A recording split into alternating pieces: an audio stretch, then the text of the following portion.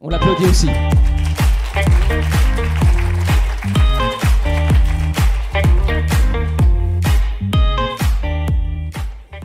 Bonjour à toutes et à tous. Pour les personnes que je n'ai pas encore saluées, je suis très heureux d'être avec vous en cette fin d'après-midi. J'ai eu la chance, et merci pour votre accueil, pour l'excellence de votre accueil. J'ai eu la chance en fait d'assister à cette réunion et vous allez voir que dans mon propos, je vais m'attacher à faire beaucoup de liens et de correspondances avec ce que nous avons partagé. Et donc je vais centrer mon intervention sur la dimension du management, la dimension de la gestion des ressources humaines, et dans votre tableau, monsieur, la dernière colonne, l'intelligence collective et les dynamiques de collaboration. Dans quelques instants, je vais vous présenter 3 modèles d'organisation: modèle de la loyauté, modèle de l'employabilité et modèle de la communauté de métier, qui correspondent pour moi à une interrogation profonde sur le sens même du travail et sur la place des organisations et de l'entreprise dans nos vies. Et vous allez voir que ces 3 modèles coexistent. Moi, j'ai senti au sein de Fidelia qu'il y avait coexistence des 3. Et donc, c'est une occasion pour moi de partager avec vous autour d'une dimension qui m'est chère.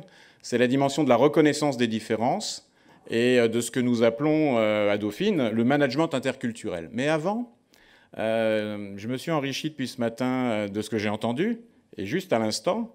Avant, je voudrais partager avec vous une ou deux anecdotes qui font écho au travail de préparation que j'ai eu la chance de faire avec vos dirigeants. Et je pense que c'est en étroite correspondance avec ce que l'on vient d'entendre. C'est en étroite correspondance avec ce que l'on vient d'entendre, car dans mon parcours de vie, j'ai la chance aujourd'hui d'être enseignant, consultant, mais j'ai été aussi, dans le passé, DRH en entreprise. Je voudrais démarrer en fait de mon expérience de professeur pour, je crois, illustrer ce que vous venez d'évoquer, monsieur. En ce moment-là même, je suis en train de croiser la ligne de votre regard. Je vous regarde, et vous êtes en train de me regarder, et vous êtes en train de m'accueillir, et vous me conférez de la reconnaissance. J'enseigne depuis maintenant de nombreuses années dans une grande école de commerce, et qui seront les clients d'aujourd'hui et certainement de demain. Et quand je rentre dans l'amphi, je n'ai pas la chance d'avoir M. Bardet qui me met en condition, en confiance, et qui me témoigne de la reconnaissance. Je rentre, à ce moment-là, le niveau sonore de l'amphi baisse, je retrouve mes fondamentaux de DRH, ça baisse, et puis à ce moment-là, je prends la parole. Et je m'adresse au public et je leur dis « Bonjour, je m'appelle Philippe Pierre ». Alors c'est mon vrai nom, je pourrais leur faire une petite coquinerie, mais en tout cas, c'est mon vrai nom. Et nous allons passer 6 séances ensemble sur la sociologie de l'entreprise. À ce moment-là, et vous devez le connaître parce que vous êtes à leur contact et vous les avez dans vos équipes ou vous les avez aussi à la maison. À ce moment-là, j'ai personne qui me regarde. Donc je vous laisse imaginer d'un point de vue culturel, puisque c'est bien de ça dont il s'agit dans les quelques minutes de partage avec vous qui m'importe, je suis amené à me casser les os de la tête. Je suis amené à me casser les os de la tête, c'est-à-dire à revenir sur mes certitudes. Quand j'étais à leur place étudiant et que le prof arrivait, nous, on se levait. Moi, je rentre, et à ce moment-là, j'ai personne qui me regarde. Et quand je leur dis, alors j'entends « oh », et quand je leur dis « bonjour, je m'appelle Philippe Pierre », qu'est-ce qu'ils font? Eh bien voilà, j'ai pensé encore jusqu'à peu qu'ils me googlisaient. Et c'est en partie vrai. Et googliser, c'est aller tracer mon histoire de vie. On est vraiment en étroite correspondance avec ce que je viens d'entendre, monsieur. Tracer mon histoire de vie. Et donc, googliser, c'est l'espace des mots. Alors, une partie d'entre eux me googlisent. Mais tenez-vous bien, les autres vont chercher les images.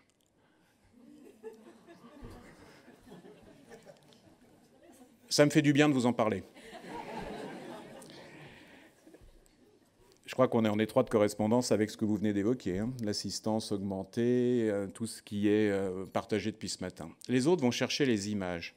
Et s'ils en ont la possibilité, tenez-vous bien, ils vont cliquer sur « Vidéo Philippe Pierre ». C'est-à-dire qu'ils sont avec vous, mais toujours avec quelqu'un d'autre en même temps. À ce moment-là, j'ai toujours personne qui me regarde. Alors, je vous laisse imaginer la posture du professeur et la nécessaire adaptation pédagogique. J'ai toujours personne qui me regarde. Et puis, je sais qu'ils sont en train de tracer mon histoire de vie. À ce moment-là, ce que je leur dis, et je vous le dis aussi, parce que c'est un concept sociologique qui me semble intéressant, vous êtes polychrone. Chronos, le temps, plusieurs temps. Ce sont des personnes, et je vous propose déjà cette idée, ce sont des personnes, ces jeunes dans l'amphi, là, qui font coexister plusieurs temps sociaux en un seul espace physique. Ils sont avec toi, mais toujours avec quelqu'un d'autre en même temps. À ce moment-là, ce que je leur dis, lisez, et je vous le dis aussi évidemment, c'est un plaisir pour moi que de partager cette référence, lisez un des plus grands anthropologues américains sur cette question de l'accélération du temps dont vous avez parlé, monsieur. Lisez un sociologue qui s'appelle Edward T. Hall, H-A-2-L, et le livre clé s'appelle La danse de la vie. Alors là, pour certains d'entre vous, vous me faites plaisir, vous êtes en train de noter sur un papier. Eux, ce qu'ils font, c'est qu'ils tapent Edward T. Hall, et qu'est-ce qu'ils vont chercher? Ils vont chercher le résumé du livre. Bon, c'est pour ça que ça me fait plaisir de partager ça avec vous, parce que je pense que c'est en étroite correspondance avec tout ce que j'ai entendu ce matin et l'évolution stratégique, tout simplement, de l'économie collaborative.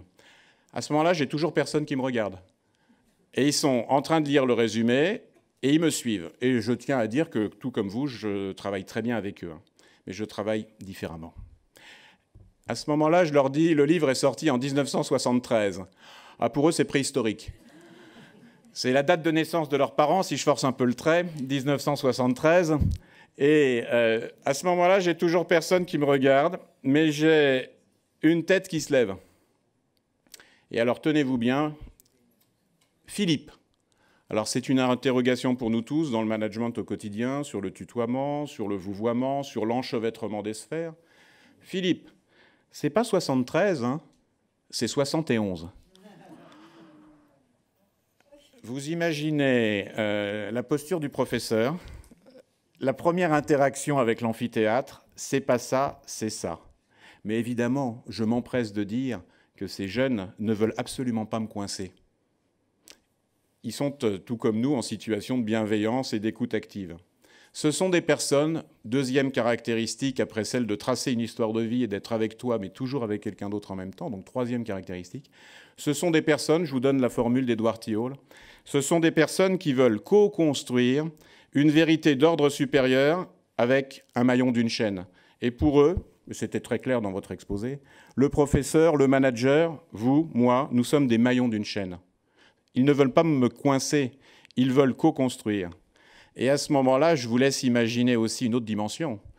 Ils expérimentent, ils me testent. À la fin du cours, ils ne m'ont pas dit bonjour. Quand ils sortent de l'amphithéâtre, ils me disent « Au revoir, Philippe ». Ça, je vous propose d'appeler ça la distance sarcastique. Ce que les jeunes appellent l'humour du 3e degré. Yann Barthès, Canal+, le petit journal.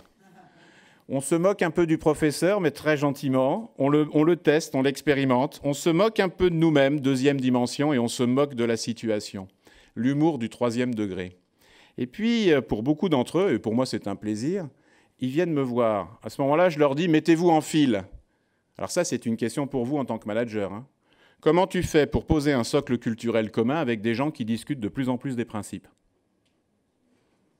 Des personnes qui sont de plus en plus amenées à questionner, appuyer un sur appuyer deux. C'est-à-dire on les sollicite.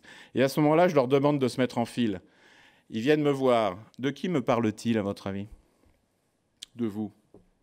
C'est-à-dire que je ne sais pas comment ils font, mais ils savent comment j'organise ma vie. Et ils me demandent, ça vaut la peine de travailler chez Fidelia, Philippe? Et à ce moment-là, ce sont des personnes, je vous propose aussi cette idée, qui veulent co-construire leur projet professionnel avec un maillon d'une chaîne. On n'est qu'au début de cette évolution. Et pour moi, elle est passionnante. C'est-à-dire qu'on est véritablement dans ce moment où les personnes qui vous rencontrent vous considèrent comme des carnets d'adresses sur pattes, comme des aimants à opportunités. Vous êtes des facilitateurs de réseau. Et je pense que ça fait complètement sens par rapport à tout ce que j'ai entendu ce matin. Alors ça, c'est une première remarque monochrone et polychrone, hein, je me permets de vous le dire. Si vous avez la chance de vous faire offrir ou d'acheter La danse de la vie d'Edward T. Hall, c'est une formidable réflexion sur le temps culturel et le temps vécu. Ça se lit en 1h30 à peu près, c'est profond et accessible, et c'est la première référence que j'ai envie de vous donner. Deuxième illustration tout de suite sur cette réflexion sur le sens du travail, la centralité du travail dans nos existences et finalement les modèles d'organisation qui sont en train d'évoluer. Je voudrais la prendre avec une de mes deuxièmes casquettes, une autre vie chez moi, mais qui s'est toujours fait en parallèle. J'ai été DRH en entreprise et j'ai travaillé pendant près de 15 ans dans une grande société cosmétique à rayonnement mondial d'origine française. Et je suis un homme qui le vaut bien. Et donc j'ai travaillé chez L'Oréal pendant près de 15 ans et j'y ai pris beaucoup de plaisir avec des équipes extrêmement intéressantes. Et un jour, sur un forum de recrutement, je me pose la question de l'identification des talents. La 4e colonne de votre slide, comment on fidélise. Comment on fidélise des talents, c'est-à-dire pour moi des personnes qui sont excellentes, c'est quelqu'un qui surperforme, qui fait les choses bien, mais différemment. Un talent, pour moi, c'est quelqu'un d'excellent et de différent, c'est-à-dire qu'il fait les choses différemment du commun des mortels, et ce n'est pas toujours simple dans sa capacité à être intégré à un collectif. J'y reviendrai avec grand plaisir. Et puis, donc, sur ce forum de recrutement, je rencontre un candidat qui me semble tout à fait intéressant et singulier. Et donc, moi, ça m'intéressait d'aller à la rencontre de gens qui, a priori, ne fonctionnaient pas comme moi. Comment, dans des rencontres opportunes, nous nous cassons les os de la tête et nous revenons sur nos certitudes. C'est bien ça l'essentiel. C'est d'aller à la rencontre de gens qui ne fonctionnent pas comme nous. Et ce jeune que je vais prénommer ici, Stéphane, je vais changer de prénom pour lui garantir, puis je vous donnerai son vrai prénom à la fin quand j'aurai vraiment confiance. Stéphane rentre dans mon bureau, et à ce moment-là, quand il rentre dans mon bureau, je me dis, il a drôlement de la chance. Alors ça, c'est une réflexion pour nous tous aussi sur les organisations et le sens des organisations. C'était il y a près de 15 ans, et je me disais, il a drôlement de la chance de rentrer chez nous.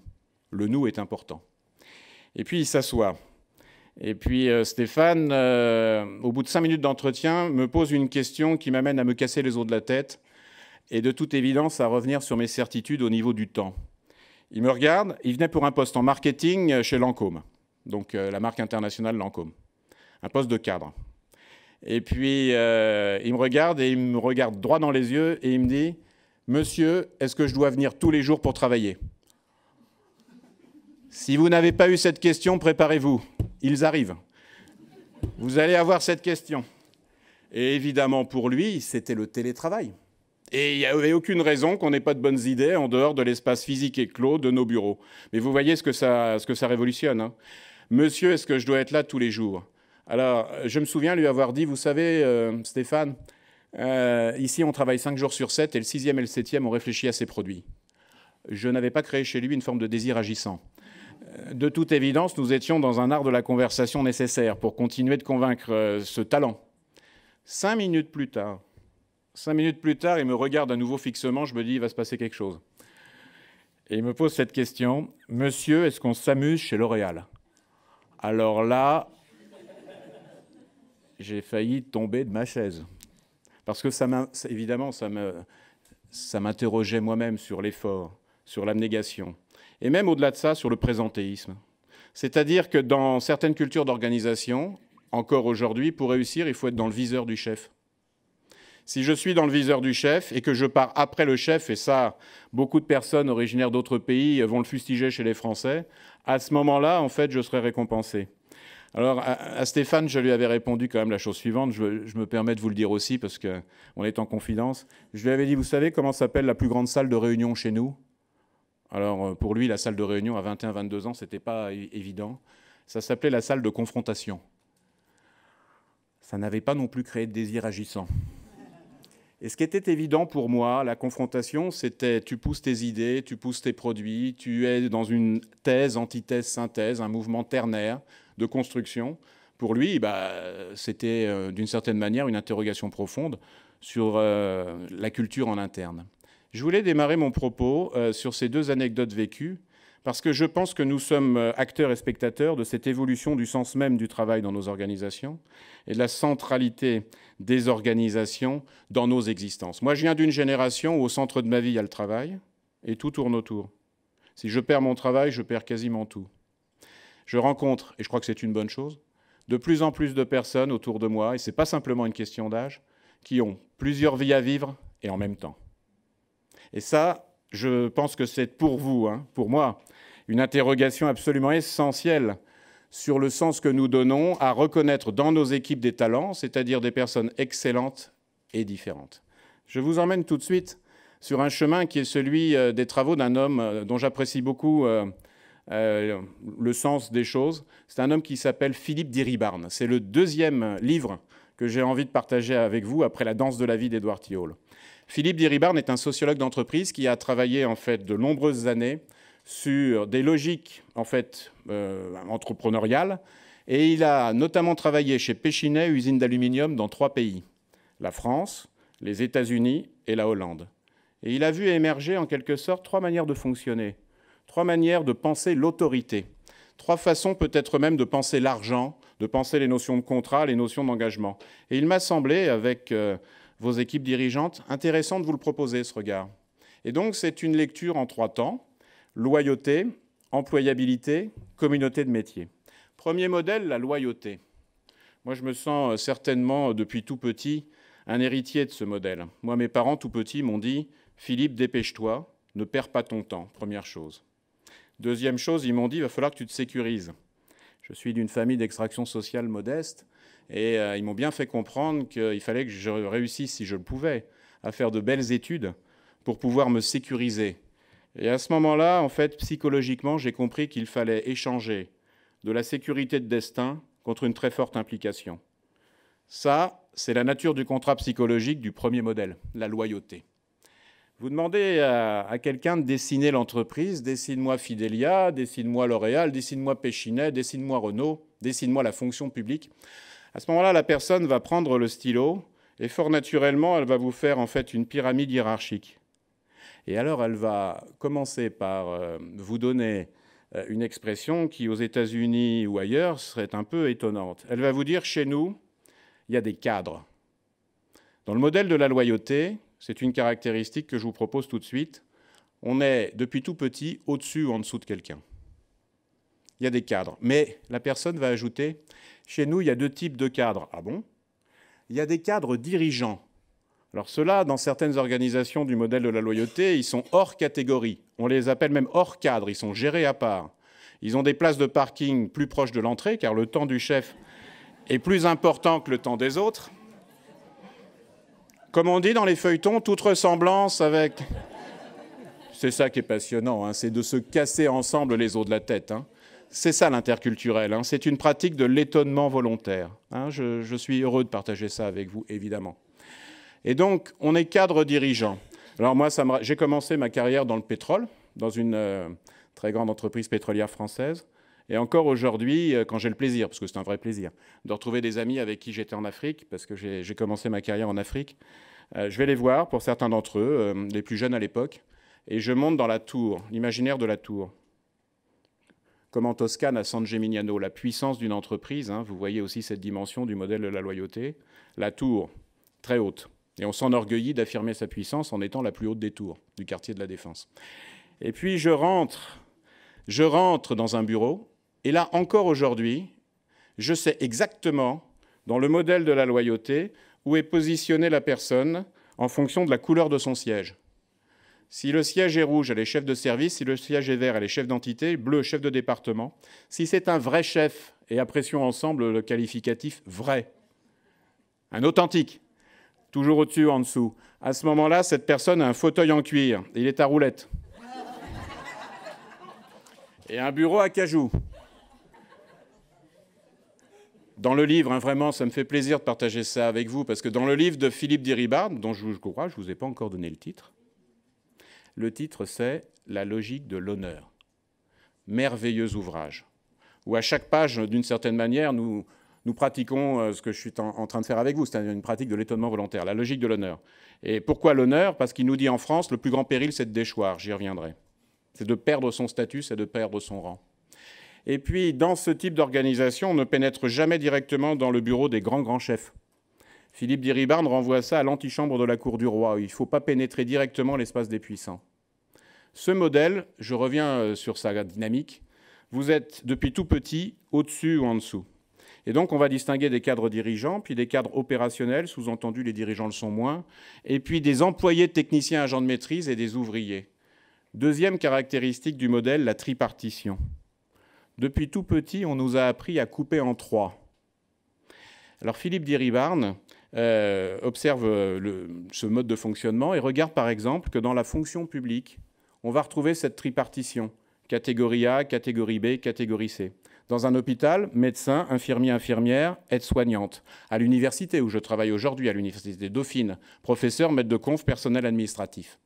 Et dans le très beau travail de Philippe Diribarne, il renvoie ça en fait à un morceau de notre histoire. Noblesse, clergé, tiers état.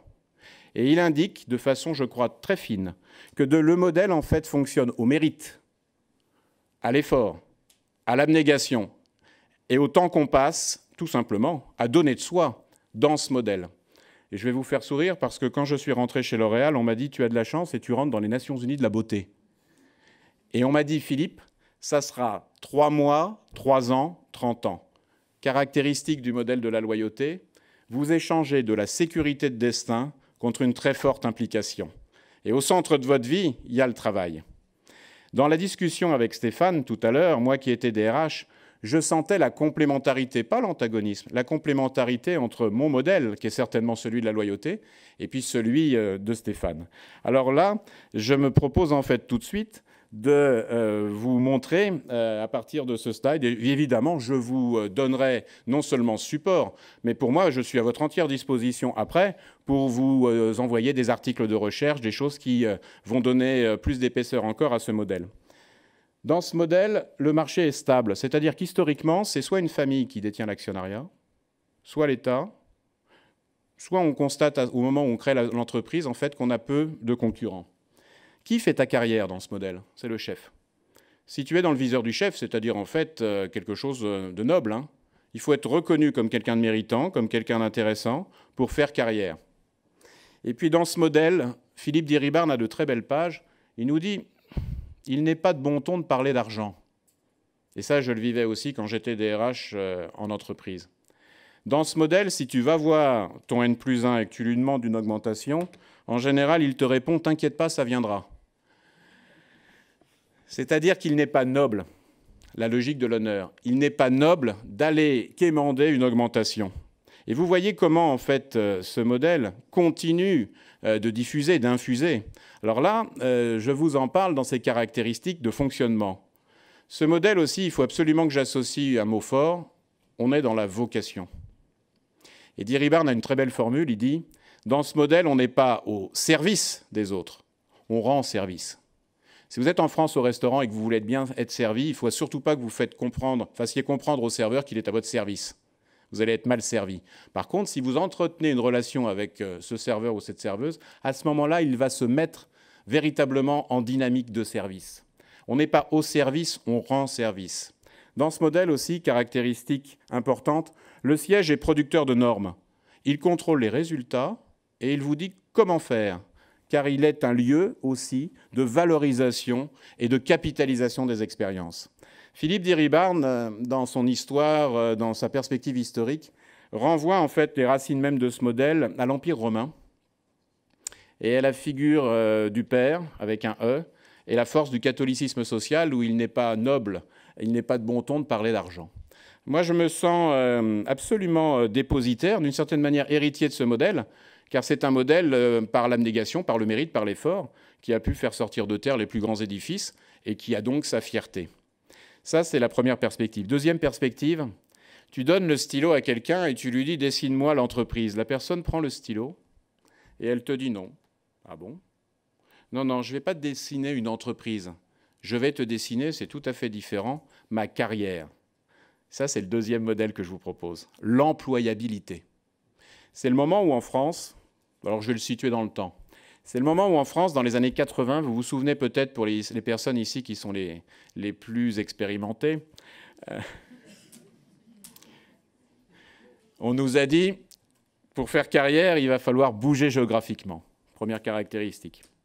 On nous a dit, pour faire carrière, il va falloir avoir plusieurs métiers pour garantir au long cours une employabilité et se former tout au long de la vie. Puis on nous a dit aussi, ou en tout cas on nous a invités, à une troisième forme de mobilité, la mobilité familiale. Mobilité géographique, mobilité professionnelle et mobilité familiale. Dans cet amphithéâtre, je ne vous connais pas encore suffisamment, mais vous êtes peut-être nombreux à travailler en un lieu et retrouver votre conjoint le week-end. Et certainement dans vos équipes, vous avez de plus en plus de personnes qui vivent la multirésidentialité. Quand vous évoquiez tout à l'heure la mobilité, je la voyais aussi comme ça. Ce deuxième modèle de l'employabilité, Philippe Diribarne insiste sur un mot fort, le contrat. Dans le premier modèle, si quelqu'un rentre dans le bureau d'un dirigeant, d'un DRH, il ne peut pas se permettre de dire « je reste chez vous que pour 5 ans ». Dans le deuxième modèle, si. Et je vous le propose tout de suite. Le modèle de l'employabilité. Dans La logique de l'honneur, le livre de Philippe Diribarne, il renvoie ce modèle de fonctionnement plutôt aux États-Unis. À la force du contrat qu'on signe sous le regard de Dieu, In God We Trust, sur les billets de banque américains. Et là, on parle d'argent. On peut parfaitement contractualiser. Dans le premier modèle, on a relativement du mal à parler de clients. Dans le deuxième, on en parle sans arrêt. Et on en parle tellement qu'on signe des contrats de service à service, d'employé à employé, et peut-être même on signe même des contrats avec soi-même. Je pense que dans une organisation comme la vôtre, mais je ne vous connais pas encore suffisamment, vous avez la coexistence des deux modèles. C'est-à-dire qu'il faut lire mon tableau, non pas colonne par colonne, mais je pense qu'il faut lire mon tableau ligne par ligne. Et en fonction des dimensions, eh bien, se demander qu'est-ce qui est le cadre explicatif. Dans le premier modèle, c'est le chef qui fait carrière. Qui fait ma carrière dans le deuxième? J'ai indiqué ici le manager, c'est juste. Je vous propose de préciser. C'est la résistance des corps. C'est votre capacité, c'est ma capacité à être mobile géographiquement et à trouver la résistance physiologique. C'est les chasseurs de tête. Et puis, et là ça fait vraiment sens par rapport à votre intervention, monsieur, tout à l'heure, les réseaux d'anciens, les réseaux de collègues qui continuent de vous donner de l'information à distance. En archipel, je reprends la formule de Michel Serres, le philosophe, en archipel. Dans le deuxième modèle, vous n'avez pas un employeur, si tout se passe bien, vous en avez 3 ou 4 qui vont vous garantir votre employabilité. En France, les deux modèles coexistent. Troisième modèle, c'est celui qu'avec mes équipes, nous appelons, et nous sommes en recherche, hein, c'est pour ça que c'est important et intéressant pour moi que de venir à votre rencontre pour densifier, donner de la chair à ce modèle. Troisième modèle, c'est la communauté de métiers. Dans le premier modèle, le chef a une importance importante pour ta carrière. Dans le deuxième, c'est toi, ta mobilité, les chasseurs de tête et ta capacité à être employable. Dans le troisième modèle, c'est le réseau, et c'est l'inscription professionnelle dans un réseau qui te confère de la grandeur. Alors je pense à des cabinets conseils en stratégie, je pense à des cabinets d'architectes, des cabinets d'avocats, je pense à des grands clubs de football à l'échelle internationale, vous allez comprendre pourquoi. Je pense dans le monde du spectacle au Cirque du Soleil. Je pense aussi à des communautés intellectuelles, universitaires notamment, où vous êtes davantage connus en dehors du lieu physique de votre exercice que dans des congrès internationaux. Alors ce troisième modèle, j'ai pris une image qui est assez forte. Et alors surtout, je tiens à dire qu'il n'y a pas, à mes yeux, de meilleur ou de modèle moins bon que les autres, hein. Ce qui m'intéresse, moi, c'est de décoder, décrypter des modes d'organisation. Dans le premier modèle, sur ton bureau, tu as la photo de ta famille.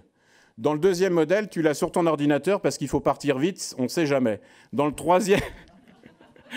troisième modèle, sur le bureau, vous avez regardez, vous avez des petits canards là au centre. Et là, vous retrouvez la distance sarcastique de mes étudiants. C'est-à-dire que dans ce troisième modèle d'organisation, ce qu'on va fustiger, c'est l'esprit de sérieux. Et on va, d'une certaine manière, montrer qu'on n'est pas tout à fait au travail. Monsieur, est-ce qu'on s'amuse? À ce moment-là, ce n'est pas une question qu'on pose a priori dans le troisième modèle. Et puis, quand on observe ensemble et qu'on regarde ces éléments, vous retrouvez, d'abord, moi, ce qui me frappe, c'est la jeunesse supposée, hein, je suis en train de supposer leur âge, la grande homogénéité, finalement, des équipes. On va parler beaucoup de diversité, il faut vraiment faire très attention à ce qu'une entreprise affiche, ce que les gens font, et c'est la manière dont ils le vivent. Et en sociologie de l'entreprise, on est très attaché à ces 3 dimensions. Un discours officiel de diversité, une réalité des pratiques, un vécu et un ressenti. Dans ce troisième modèle d'organisation, il y a plein de personnes qui sont avec toi et toujours avec quelqu'un d'autre en même temps. Et puis tout à l'heure, vous évoquiez les écouteurs, vous évoquiez la capacité de quelqu'un à vous accueillir avec un écran. J'interviens beaucoup dans le monde des travaux publics et de plus en plus, les métros qu'on fait sous terre, les ponts qu'on fait au-dessus des mers, des ingénieurs vous accueillent et ont un écran pour modéliser en quelque sorte tout de suite les travaux. Dans ce modèle, la dimension du projet est importante. On est évalué très tôt, très vite, par plusieurs sources d'autorité légitime. Nous aurions du temps ensemble. Je vous parlerai de statistiques qui, moi, m'animent. Sur les 18-30 ans en France, vous avez 30% des 18-30 ans qui ont vécu avec plusieurs papas, plusieurs mamans. Ça, c'est une dimension très importante pour moi de l'archipel. Puisqu'il y a recomposition de la structure familiale, il y a évidemment un questionnement profond sur le sens même de qui me juge, qui m'évalue. Y a-t-il une autorité unique d'évaluation? Et l'idée que je vais défendre tout de suite avec vous, c'est que nous passons dans beaucoup de compartiments de nos vies, en politique, en organisation, dans les dimensions affinitaires et sentimentales aussi peut-être, du centre à des centres.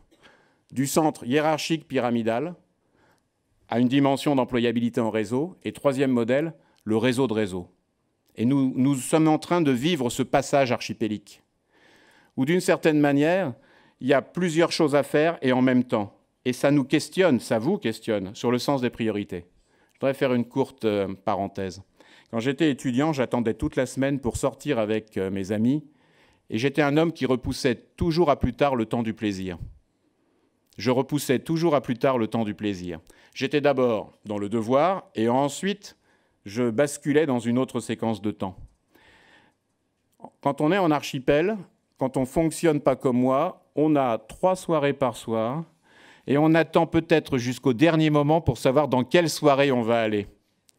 Ces gens-là, vous les avez peut-être à la maison, et en tout cas, on les a dans les organisations. C'est le modèle de l'archipel, de la communauté de métier.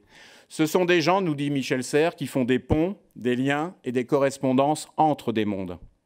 Et moi, j'ai le sentiment, et je vais défendre avec vous cette idée, pour partager avec vous, que nous sommes non seulement en train de passer d'un modèle hiérarchique pyramidal à un modèle en archipel, mais il y a coexistence des deux. Il n'y a pas substitution. Nous passons du centre à des centres, mais qu'en plus, il y a cette perspective-là, c'est qu'on va prendre un plaisir réel à exister en plusieurs mondes en même temps. Moi, je suis un homme de la génération du « ou ». J'étais soit Beatles, soit Stones.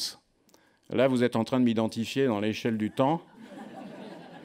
Et je vois bien que vous sentez chez moi que je préférais, à l'intérieur des Beatles, Paul McCartney.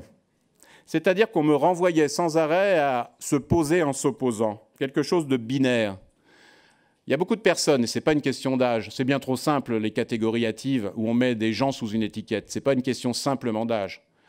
Il y a des gens qui sont dans le « et ». Ils font des ponts, des liens et des correspondances entre les mondes. Observez certaines personnes, elles ont les amis de la rue dans laquelle vous vivez, les amis du premier site internet sur lequel ils vont souvent, les amis du deuxième site internet sur lequel ils vont aussi, les amis du premier sport qu'ils font. Moi, j'en faisais qu'un, eux, ils en font 3.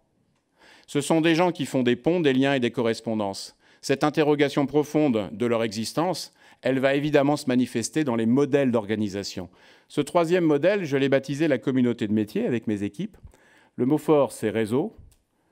Si tu t'insères dans un réseau professionnel, le réseau professionnel te confère de la grandeur. Pensez à un jeune footballeur africain sur des terres qui pratique son sport et il est identifié dans le réseau professionnel par quelqu'un qui va lui trouver quoi? Un talent excellent et différent. Dans ce troisième modèle, à la grande différence des deux premiers, vous êtes salarié, entrepreneur et actionnaire. Si ça se passe bien, vous participez au capital de l'organisation. Puis en vous disant ça, je pense à des grands clubs de football dont l'évolution récente nous invite à penser la mondialisation en cours. La Coupe de France, la dernière Coupe de France, vous aviez sur le terrain 4 joueurs français qui exerçaient pour le Paris Saint-Germain. Mais il arrive parfois, modèle de la communauté de métier, troisième modèle, que l'actionnaire mondialisé fasse en sorte que sur le terrain, il n'y ait pas un seul joueur de notre formation. Toujours dans ce modèle, j'insiste sur une dimension. La distance qu'on prend par rapport au statut. Tout à l'heure, j'entendais une réflexion, c'était vous, monsieur, c'était notre collègue sur les organigrammes. Et vous connaissez cette photo. Cette photo, elle a fait le tour du monde. Dans quel pays est-on? J'offre un livre à la personne qui me donne le bon pays. Vous allez sentir le niveau de mondialisation. Dans quel pays est-on, à votre avis? Oui, ça peut être l'imaginaire d'IKEA. Pour moi, dans mon référentiel culturel, ça serait ça que ça m'évoque. Non, on est à Zurich. Pour moi, je vous laisse imaginer l'écart entre l'idée que je me fais de l'ascétisme alémanique et cette perspective-là.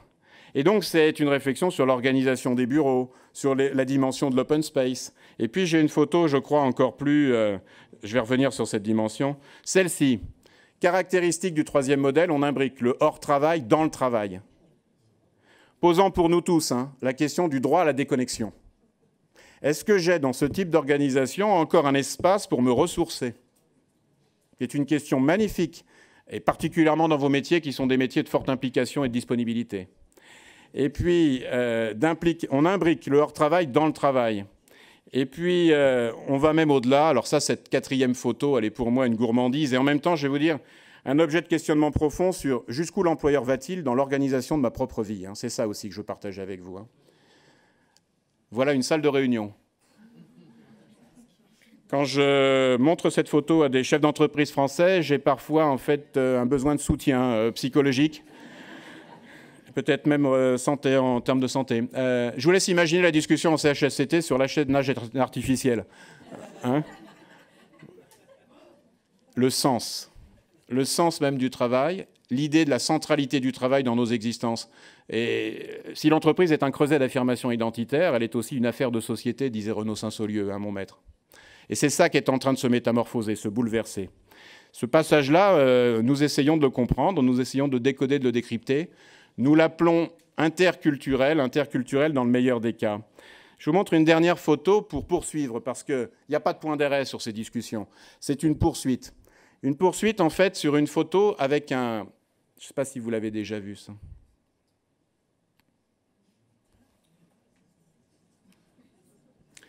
Vous avez devant vous un caisson de ressourcement. C'est-à-dire que l'employeur va tellement loin dans la réflexion, je suppose, qu'il a sur les manières d'être efficace, de collaborer ensemble, qu'il organise dans un imaginaire campus une perspective pour se ressourcer. Et une des marques, une des grandes marques d'ailleurs, un des grands groupes dont vous avez parlé tout à l'heure, monsieur, a mis en place, à Lyon, des caissons de ressourcement en odorama et avec de la luminothérapie. Là, immanquablement, un homme comme moi se pose la question de ce que le sociologue appelle la colonisation du monde vécu. Jusqu'où l'employeur va-t-il pour organiser les conditions de ma performance, ce qui est, à mon avis, une dimension essentielle du sens de nos existences. Alors, je vais revenir, et vous n'imaginez pas le contentement d'utiliser, en fait, apparemment très bien ce petit appareil.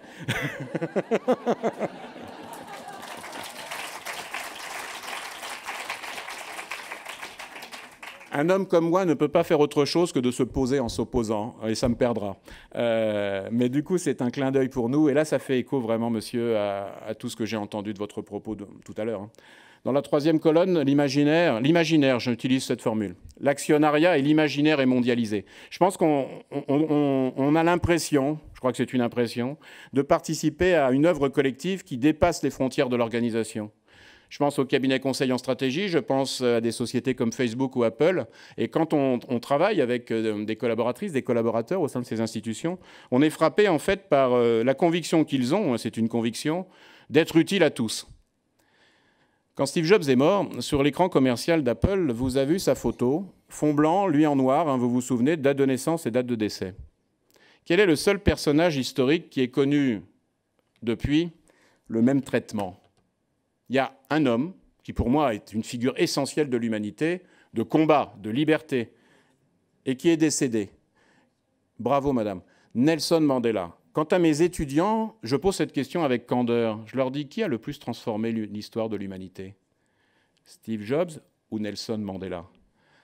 La réponse m'amène à me casser les os de la tête.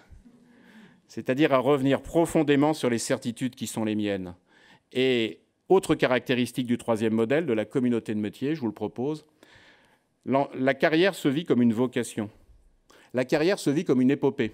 On participe d'un destin collectif où les dirigeants se mettent en mots et vont sans cesse, dans un storytelling parfaitement maîtrisé, ou en tout cas tentant de l'être, participer d'un destin collectif. Premier modèle, la loyauté. Deuxième modèle, l'employabilité. Troisième modèle, la communauté de métier. On va vite en besogne souvent pour dire que les jeunes d'aujourd'hui sont particulièrement attirés, sensibles par la troisième colonne. C'est faux. Et ça, c'est une déconstruction nécessaire du concept même de génération Y ou de génération Z. Il y a des jeunes chez les jeunes, et vous devez le ressentir, et je l'ai échangé d'ailleurs avec plusieurs d'entre vous au cours de cette journée. Je crois que c'est un moment de notre histoire où il n'y a jamais eu autant de différence chez les jeunes français. Et entre mes jeunes de l'ESSEC, qui ont la capacité en fait d'utiliser les écrans et qui ont des ressources dans l'action, parfois dans des familles qui ont réfléchi à leur destin avant même qu'ils naissent, dans quelle maternelle on allait les placer. Et des jeunes qui sont tout aussi méritants, mais qui sont dans des bassins d'emploi touchés par la crise, désaffiliés socialement. Ils ont le même âge, on pourrait les appeler Y, mais il y a peut-être deux jeunesses. Et donc, notre discipline de management interculturel, elle est celle de décoder, décrypter, en fait, des idées reçues, pour mieux les contester. Le modèle qui, dans nos enquêtes, parce que nous avons la chance de mener des enquêtes en sciences sociales sur les motivations, les ressorts de motivation des plus jeunes et des moins jeunes, c'est le premier modèle, en fait, qui est appelé majoritairement. Mais peut-être qu'à l'intérieur des organisations, les personnes ne le vivront pas de la même manière. Mais c'est le premier modèle qui est appelé, le modèle de la loyauté. Et puis, pour poursuivre mon propos, en un temps qui sera plus court, et je vous remercie infiniment de votre attention, je pense que l'enjeu d'aujourd'hui dans vos équipes, et c'est pour nous un pari, c'est un enjeu que je vais appeler interculturel. Pourquoi ? Parce qu'il y a des dimensions qui nous amènent à travailler de plus en plus avec des personnes qui ne nous ressemblent pas. J'ai parlé avec vous des plus jeunes.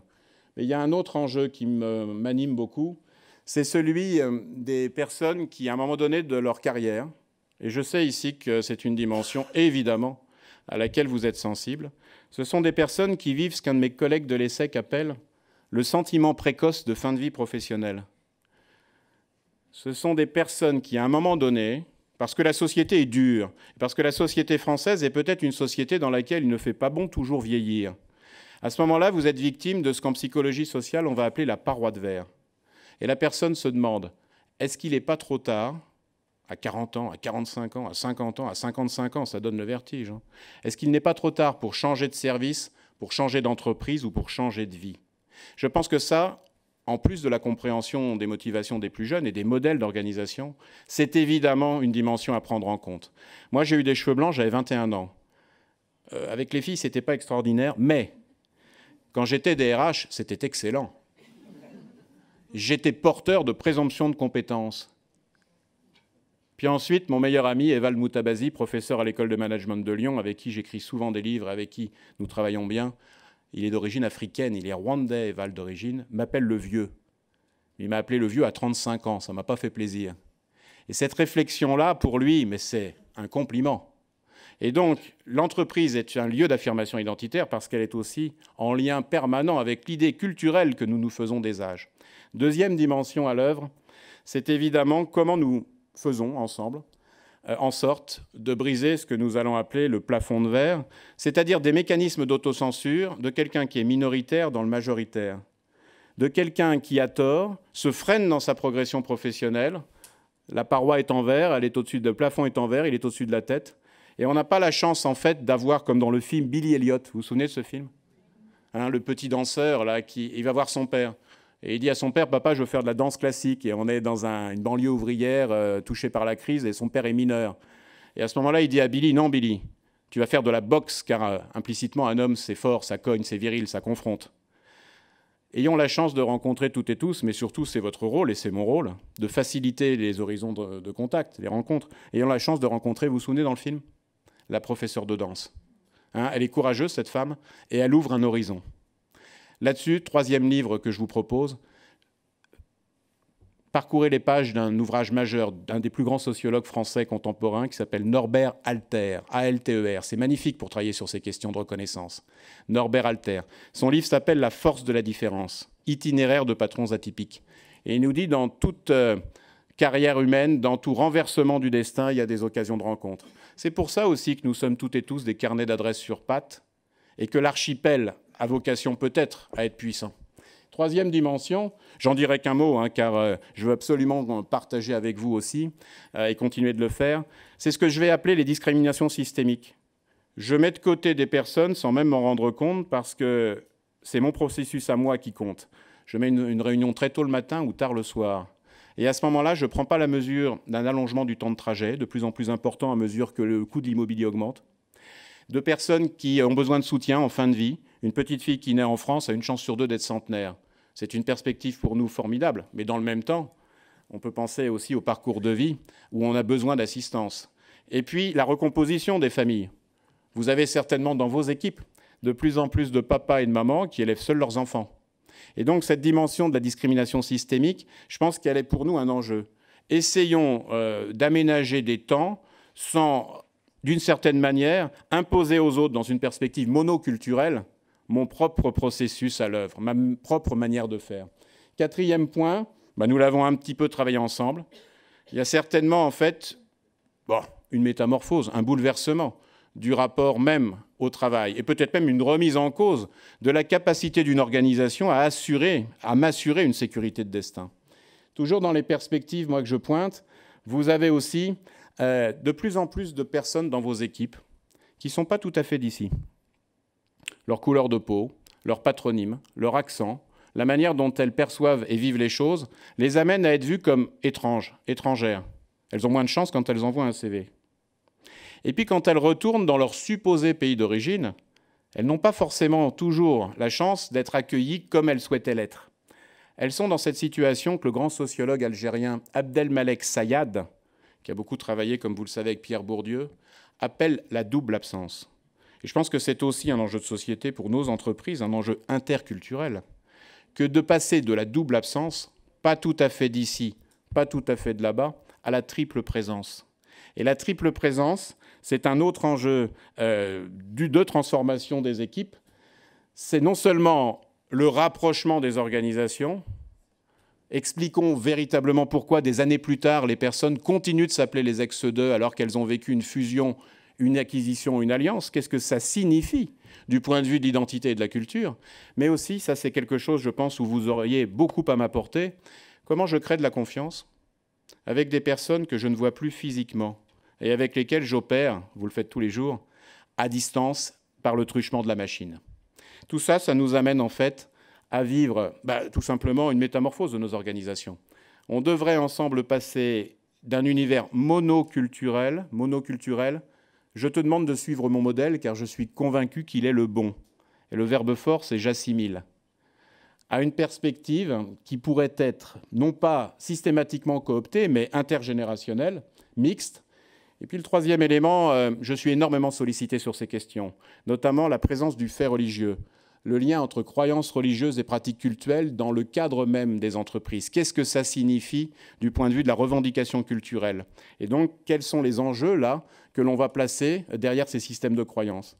Au total, ça devrait nous amener à passer du monoculturel où j'assimile au multiculturel où nous coexistons pour tendre vers une perspective d'interculturalité. Et je vais reprendre en fait la formule sur l'interculturalité, je vais reprendre la formule de Claude Lévi-Strauss. Claude Lévi-Strauss a écrit jusqu'à 102 ans. Et Claude Lévi-Strauss avait quelque chose de magnifique qui m'est resté toujours en tête. Il disait « L'important n'est pas d'ouvrir les autres à la raison, l'important est de s'ouvrir à la raison des autres ». C'est ce que j'ai ressenti dans les échanges que j'ai eus avec les quelques personnes avec qui j'ai eu la chance de converser. Et puis je voudrais terminer par cette invitation, car c'est une invitation, c'est un enjeu de courage managérial, d'aller à la rencontre de gens qui ne fonctionnent pas comme moi.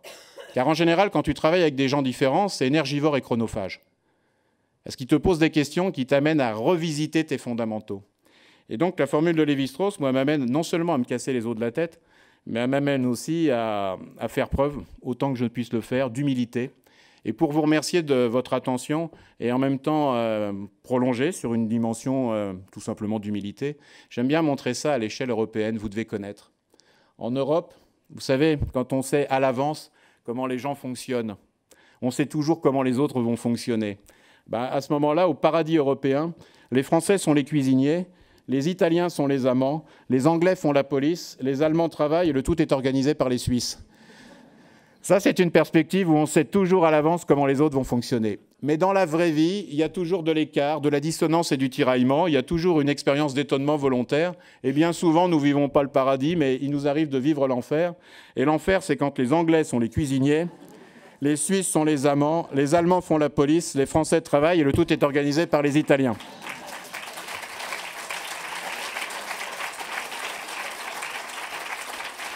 Ça fait écho... Je vous remercie infiniment, ce qui m'amène aussi à vivre une gourmandise. Il arrive que mes jeunes lèvent le bras, prennent leur téléphone et aillent chercher une apps dans laquelle on applaudit à la brésilienne. Et donc je vous laisse imaginer cette perspective digitale et numérique. Il ne s'agit pas de remplacer, il s'agit de faire avec. Voilà, je vous remercie infiniment.